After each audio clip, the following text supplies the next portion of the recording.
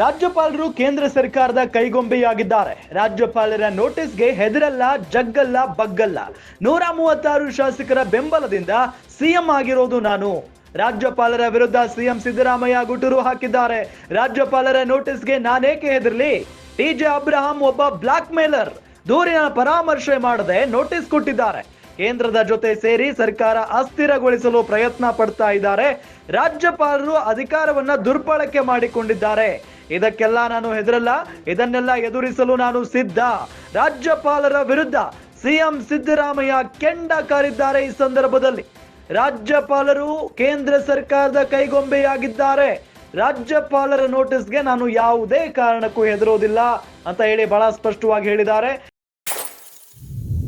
ರಾಜ್ಯಪಾಲರು ಕೇಂದ್ರ ಸರ್ಕಾರದ ಕೈಗೊಂಬೆಯಾಗಿದ್ದಾರೆ. ರಾಜ್ಯಪಾಲರ ನೋಟಿಸ್ಗೆ ಹೆದರಲ್ಲ, ಜಗ್ಗಲ್ಲ, ಬಗ್ಗಲ್ಲ.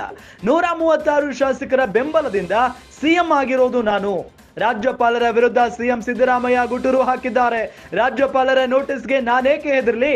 ಟಿಜೆ ಅಬ್ರಹಾಂ ಒಬ್ಬ ಬ್ಲಾಕ್ ಮೇಲರ್. ದೂರಿನ ಪರಾಮರ್ಶೆ ಮಾಡದೆ ನೋಟಿಸ್ ಕೊಟ್ಟಿದ್ದಾರೆ.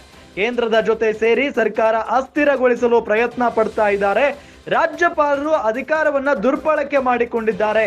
ಇದಕ್ಕೆಲ್ಲ ನಾನು ಹೆದರಲ್ಲ, ಇದನ್ನೆಲ್ಲ ಎದುರಿಸಲು ನಾನು ಸಿದ್ಧ.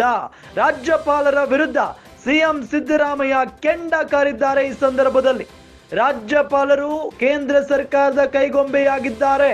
ರಾಜ್ಯಪಾಲರ ನೋಟಿಸ್ಗೆ ನಾನು ಯಾವುದೇ ಕಾರಣಕ್ಕೂ ಹೆದರೋದಿಲ್ಲ ಅಂತ ಹೇಳಿ ಬಹಳ ಸ್ಪಷ್ಟವಾಗಿ ಹೇಳಿದ್ದಾರೆ. 136 ಶಾಸಕರ ಬೆಂಬಲದಿಂದ ನಾನು ಮುಖ್ಯಮಂತ್ರಿ ಆಗಿದ್ದೇನೆ. ರಾಜ್ಯಪಾಲರ ವಿರುದ್ಧ ಸಿಎಂ ಸಿದ್ದರಾಮಯ್ಯನವರು ಗುಟುರು ಹಾಕಿದ್ದಾರೆ.